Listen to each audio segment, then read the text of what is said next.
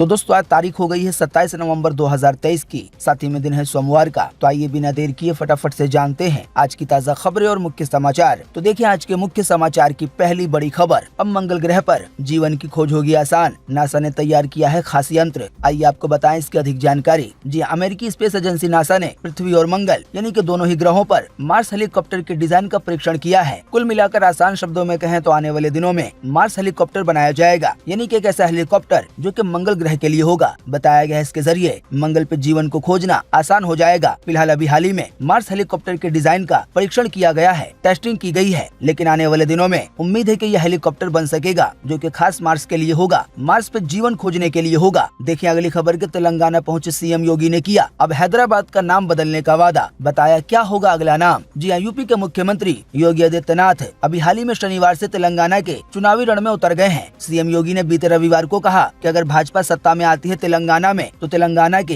हैदराबाद का नाम बदलकर भाग्यनगर कर दिया जाएगा। इसके साथ ही तेलंगाना में जो महबूब नगर है तो उसका नाम बदलकर पलामुरू कर दिया जाएगा। तो कुल मिलाकर आसान शब्दों में कहें तो अगर आने वाले दिनों में तेलंगाना में बीजेपी की सत्ता आ जाती है तो इलाहाबाद के बाद अब हैदराबाद का भी नाम बदल जाएगा। देखिए अगली खबर, यूट्यूब ऐप और वेबसाइट पर खेले जा सकेंगे गेम्स, पेश किया गया है नया फीचर। आइए बताएं अधिक जानकारी। जी हाँ, वीडियो को देखने और शेयर करने के लिए अगर आप यूट्यूब का इस्तेमाल करते हैं तो ये जानकारी आपके लिए है। दरअसल अपने यूजर को लुभाने के लिए गूगल कंपनी की ओर से आने वाले दिनों में यूट्यूब पर बिना कोई एक्स्ट्रा चीज डाउनलोड किए गेम खेलने की सुविधा मिलेगी। बताया गया चाहे यूट्यूब ऐप हो या वेबसाइट हो, आपको गेम खेलने के लिए एक अलग सेक्शन मिलेगा, एक अलग ऑप्शन मिलेगा। सबसे खास बात यह है कि यूट्यूब ऐप पर या वेबसाइट पर अगर आप वीडियो देखते देखते बोर हो जाते हैं तो आप बिना कोई एक्स्ट्रा सर्विस या कोई ऐप डाउनलोड किए सीधे यूट्यूब ऐप में ही गेम खेल पाएंगे। अब ये गेम कैसे होंगे, कितने गेम होंगे, इन सभी चीजों की जानकारी आने वाले दिनों में पता चलेगी जब ये पूरी तरह से फीचर सभी लोगों के लिए रोल आउट कर दिया जाएगा। हालांकि आपको बता दें यहाँ पर एक पेज है कि फिलहाल ये फीचर यानी कि गेम खेलने का फीचर अभी इस समय केवल प्रीमियम यूजर्स के लिए होगा। देखिए अगली खबर के उत्तराखंड टनल में वर्टिकल ड्रिलिंग हुई शुरू, यानी कि ऊपर से नीचे की ओर 19 मीटर से ज्यादा की खुदाई हो गई है। बताया गया अगर कोई रुकावट नहीं आई तो 4 दिनों में पक्का है कि मजदूर बाहर आ जाएंगे। जी उत्तरकाशी की सिलक्यारा टनल में जो 41 मजदूर फंसे हुए हैं उनको बाहर निकालने के लिए बीते 26 नवंबर से वर्टिकल ड्रिलिंग शुरू हो गई है। एक दिन में लगभग 19 मीटर की खुदाई हो चुकी है। अधिकारियों का कहना है कि अगर कोई रुकावट नहीं आई तो हम 100 घंटे में यानी कि लगभग 4 दिनों में मजदूरों को बाहर निकालने में कामयाब हो जाएंगे। देखिए अगली खबर के मेरठ यूनिवर्सिटी के छात्र के मुंह पे किया गया पेशाब। 7 दोस्तों ने पहले किडनैप किया, साथ ही में मारपीट की, वीडियो बनाकर ब्लैकमेल भी किया। जी यूपी के मेरठ में चौधरी चरण सिंह यूनिवर्सिटी के एक छात्र के साथ उसके दोस्तों ने बेरहमी से मारपीट की, उसके सिर और चेहरे पे पेशाब किया, छात्र पर पेशाब पीने का दबाव भी बनाया और जान से मारने की धमकी दी। इतना ही नहीं, आरोपियों ने घटना का वीडियो बनाकर इसे वायरल करने की धमकी देते हुए पीड़ित छात्र को ब्लैकमेल भी किया। दरअसल कुछ दिन पहले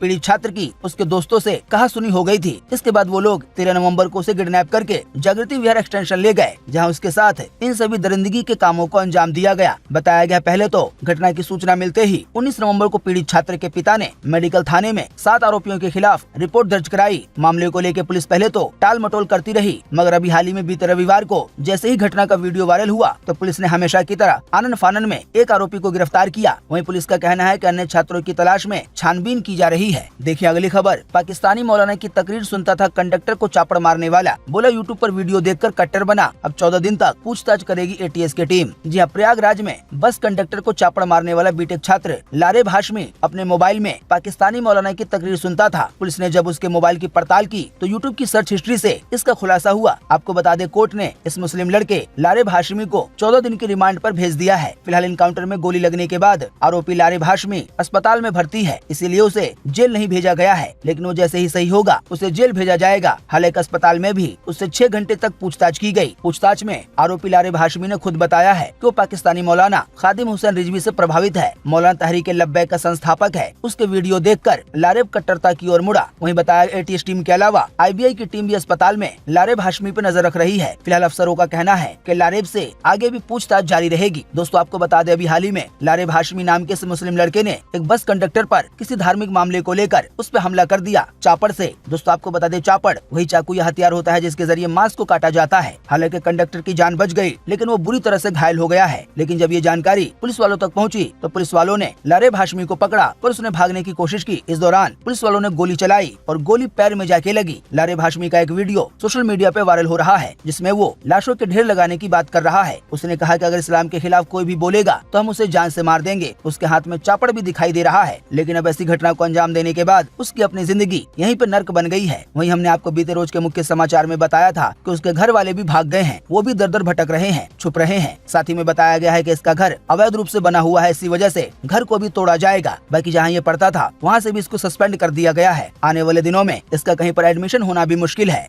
देखिए अगली खबर कि हमास ने बेटी को छोड़ा, माँ भी है कैद में। सीज फायर के बाद इजराइल द्वारा फिर तैयार किया जा रहा है हमला करने का प्लान। जी इजरायली सेना के chief lieutenant general Herzi Halevi ने बीते रविवार देर रात एक बैठक की। इस दौरान सीज फायर के बाद यानी कि जंग का जो समझौता हुआ है 4 दिनों के लिए जो जंग रुकी हुई है, तो ये 4 दिन खत्म होने के बाद क्या होगा, हमला कैसे किया जाएगा, इस पर तैयारी होगी। इसी बीच इजराइल के प्रधानमंत्री बेंजामिन नेतन्याहू ने एक बार फिर से दोहराया है कि इजराइल हमास के खात्मे तक नहीं रुकेगा। अभी हाल ही में 26 नवंबर को गाजा पहुंचे नेतन्याहू ने सैनिकों से कहा, इस जंग में हमारे 3 लक्ष्य हैं। पहला है हमास का खात्मा, दूसरा है बंधकों की वापसी और तीसरा है इस बात को तय करना कि गाजा फिर से इजराइल के लिए खतरा ना बने। तो जब तक ये तीनों लक्ष्य पूरे नहीं होंगे तब तक इजराइल रुकेगा नहीं। वहीं आपको बता दें अगले बैच में हमास ने फिर से कई बंधकों को रिहा किया। इसके बदले में ही जंग रुकी हुई है और इसी के बदले में इजराइल ने भी कई फिलिस्तीनी कैदियों को रिहा किया। लेकिन अब कुल 3 दिन निकल चुके हैं और आज चौथा दिन है। आज के दिन गुजरने के बाद इजराइल द्वारा हमास पर यानी कि गाजा में फिर से हमले शुरू हो सकते हैं अगर कोई बात आगे नहीं बढ़ी। वैसे तो अमेरिकी राष्ट्रपति जो बाइडेन ने कहा था कि ये जो युद्ध विराम है हम इसको बढ़ाने की कोशिश करेंगे, लेकिन वहीं दूसरी ओर इजराइल के रक्षा मंत्री ने कहा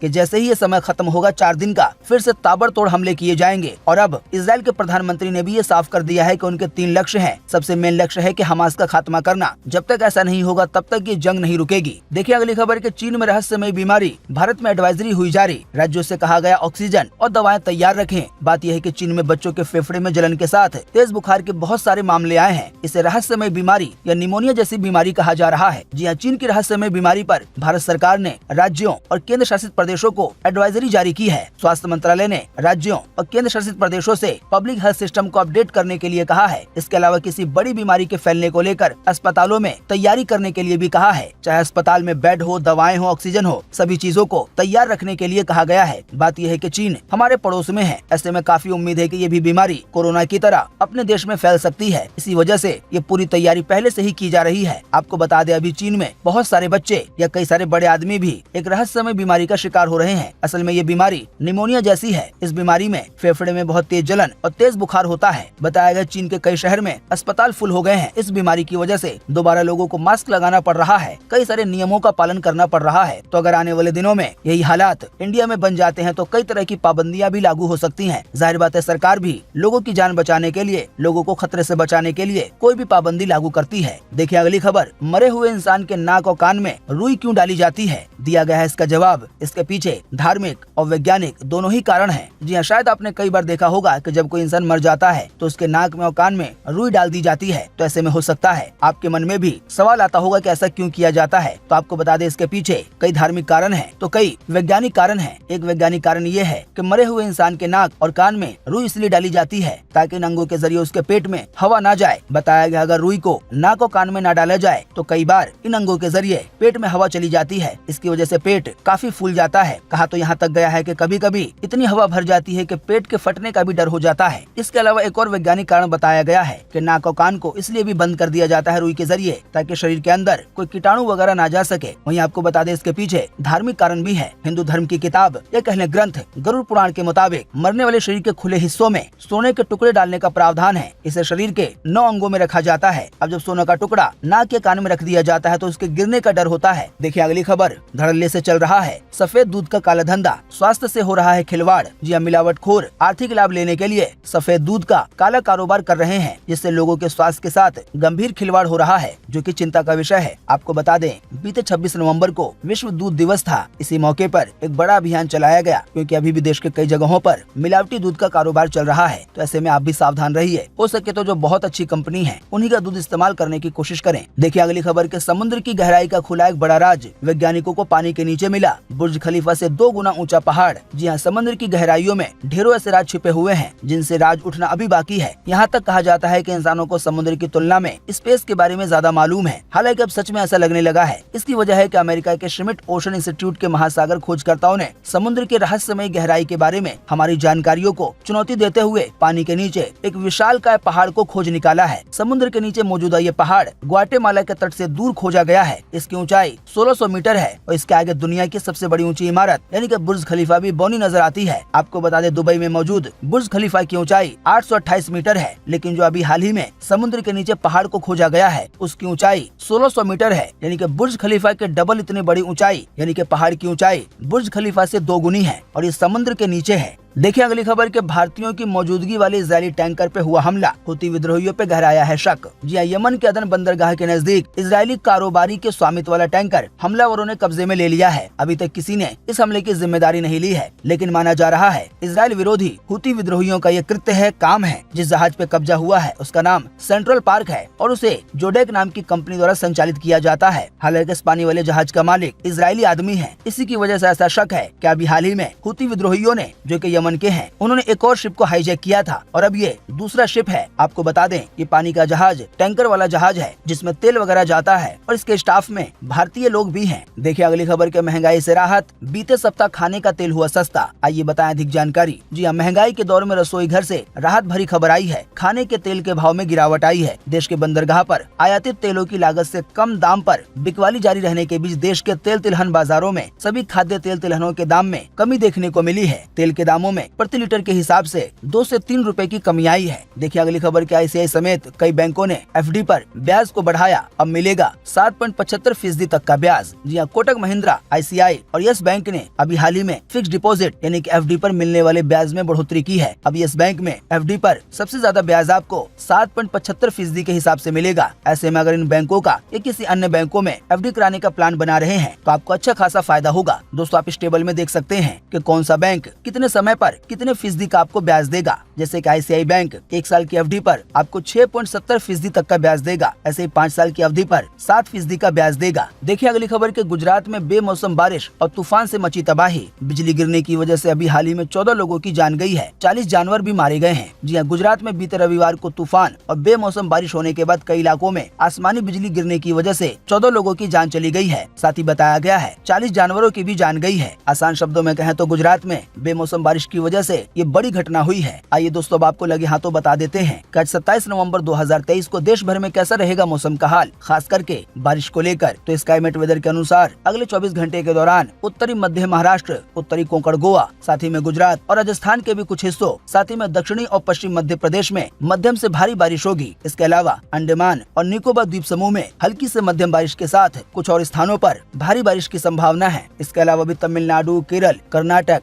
लक्षद्वीप और तेलंगाना में भी हल्की से मध्यम बारिश हो सकती है। तो दोस्तों अभी हमने आपको बारिश को लेकर जिन भी शहरों, जिन भी राज्यों के नाम बताए हैं, उनको छोड़कर आज पूरे देश के बाकी हिस्सों में मौसम सूखा बने रहने की संभावना है। देखिए अगली खबर के PM मोदी ने 26/11 की 15वीं बरसी पर श्रद्धांजलि दी। कहा अब हम आतंक को कुचल रहे हैं, शहीद जवानों को देश याद कर रहा है। जी हाँ, PM मोदी ने बीते रविवार यानी कि 26 नवंबर को रेडियो प्रोग्राम मन की बात के 107वें एपिसोड में 26/11 हमले में जान गंवाने वालों को श्रद्धांजलि दी। उन्होंने कहा कि 26 नवंबर को हम कभी भी नहीं भूल सकते। आज ही के दिन देश पर सबसे जघन्य हमला हुआ था। उन्होंने कहा कि आतंकियों ने मुंबई को और पूरे देश को थर्रा के रख दिया था, लेकिन भारत का सामर्थ्य है कि हम उस हमले से उबरे हैं और अब पूरे हौसले के साथ आतंक को कुचल भी रहे हैं। दोस्तों शायद आपको पता होगा कि 26/11 उसी हमले को कहा जाता है जिस समय कसाब समेत कई आतंकवादी मुंबई के ताज होटल में घुस गए। ताज होटल समेत पूरे मुंबई में उन लोगों ने आतंक मचाया। देखिए अगली खबर के PM मोदी तिरुपति पहुँचे, आज करेंगे विशेष पूजा। तेलंगाना में चुनावी दौरा कर रहे हैं। PM पिछली बार 2019 में आए थे।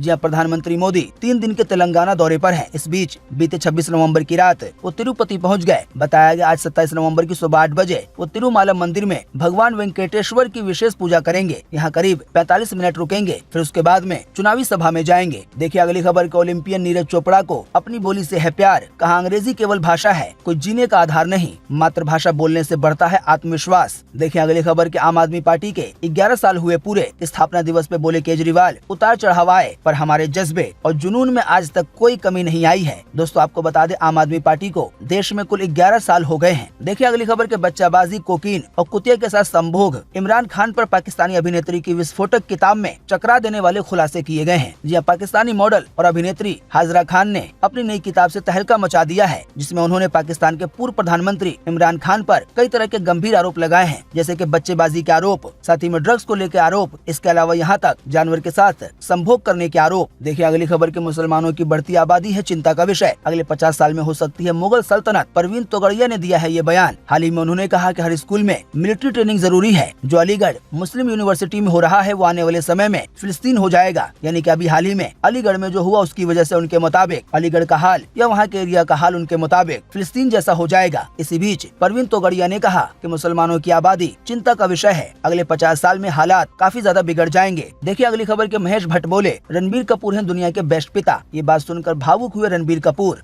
तो दोस्तों उम्मीद करते हैं कि आज की इस वीडियो से आपको काफी कुछ जानकारी मिली होगी। हम बस इसके बदले में आपसे इतना ही चाहते हैं कि आप इस वीडियो को लाइक कर दें और शेयर कर दें, क्योंकि आपका लाइक और शेयर करना ही होता है हमारी मेहनत का फल। वीडियो देखने के लिए आपका बहुत बहुत धन्यवाद। Thanks for watching.